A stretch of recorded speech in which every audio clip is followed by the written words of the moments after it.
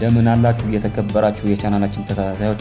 ዛሬ ዓለማችንና ሀገራችን እያነጋገሩ ያሉ ሀገራዊ ሚዲያውን እያናወጡ ያሉ አራት እጅግ ወሳኝ የሆኑ መረጃዎችን ይዘንላችሁ ቀርበናል። ከዓለም አቀፍ መድረክ ፑቲን ምዕራባውያን ያስጠነቀቁበት አዲስ የኃይል ሚዛን እስከ መካከለኛው ምስራቅ የማያበራው የጦርነት እሳት፣ በሀገር ውስጥ ደግሞ መላው ኢትዮጵያውያን በጉጉት ሲጠብቁት የነበረው ሰባተኛው ሀገራዊ ምርጫ ያስመዘገበው ያልተጠበቀ ውጤትና ዓለም አቀፍ የገንዘብ ድርጅት IMF የተሰማው አዲስ የምስራች። ይህንን ቪዲዮ ህይወታችን በቀጥታ የሚነቁ ሚስጥሮችን ይፈታል። እስከ መጨረሻ አብራችሁን ቆዩ። ሳብስክራይብ ማድረግ ደግሞ እንዳትረሱ። ወደ መጀመሪያ ታላቅ መረጃችን ስንሻገር የዓለም ፖለቲካ የኃይል ሚዛን እየቀየረ ስለመሆኑ አዳዲስ ማረጋገጫዎች እየወጡ ነው።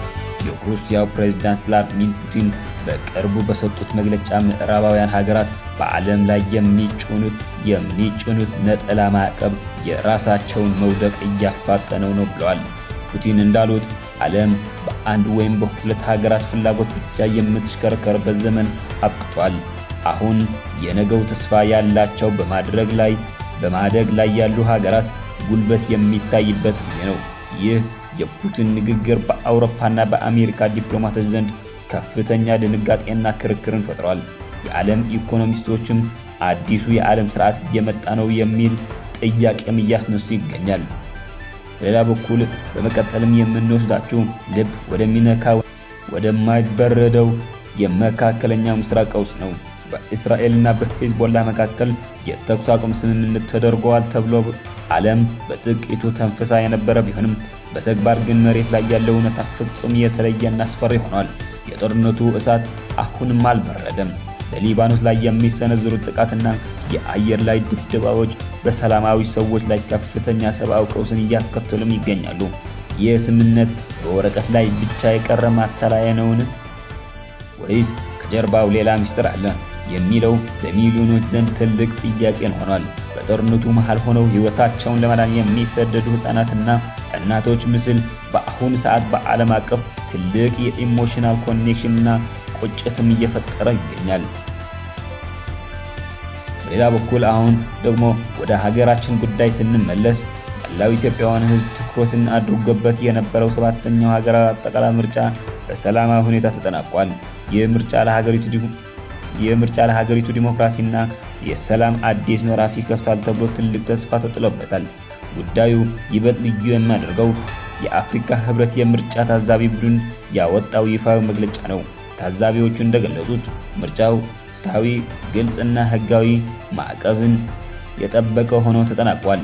ይህ ውጤት ኢትዮጵያ በራሷ አቅም ውስብስብ የፖለቲካ ሂደቶችን በሰላም ማጠናቀቅ እንደምትችል ለዓለም ያሳየችበት ታሪካዊ አጋጣሚ ሆኖም ተመዝግቧል በማለት ሪፖርታቸውን አውጥተዋል።